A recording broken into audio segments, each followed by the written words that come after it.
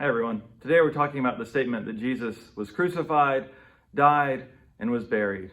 I'll read some from Luke 23. Then Jesus said, crying out with a loud voice, "Father, into your hands I commend my spirit." Having said this, he breathed his last. Then Joseph of Arimathea took Jesus' body down, wrapped it in a linen cloth, and laid it in a rock-hewn tomb where no one had ever been laid. The women who had come with him from Galilee followed, and they saw the tomb and how his body was laid. And then they returned and prepared spices and ointments. So the Apostles' Creed doesn't really give a theology of the cross. It doesn't get into what the cross did or how it worked. It just affirms that Jesus was crucified. And I kind of like that, actually, because there's so many different opinions out there about the cross and how it deals with sin or what it's doing or whether it's showing God's wrath or God's love. Instead, it's just a chance for all believers to agree that Jesus was crucified. When you read the New Testament, what is often emphasized about the crucifixion is the shame that came with it. Right? That's why Rome did it. It was their way of saying, this is what happens to people who stand up against the Roman Empire. And so it's the worst possible thing happening to the best possible person.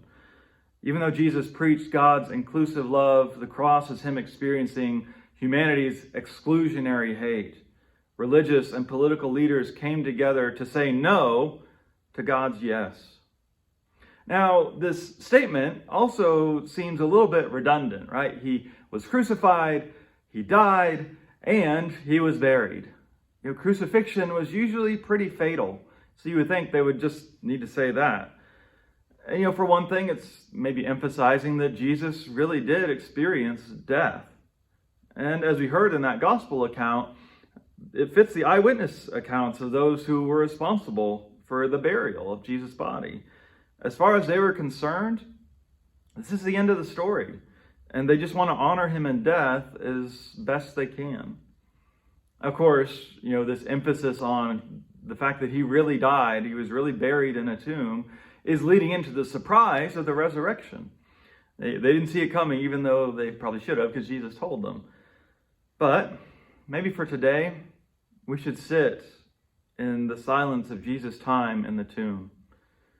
Resurrection and healing may be coming.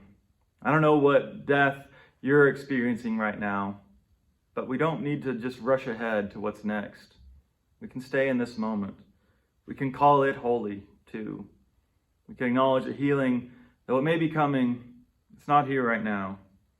Sometimes we have to honor our losses and express our grief and find Jesus there too.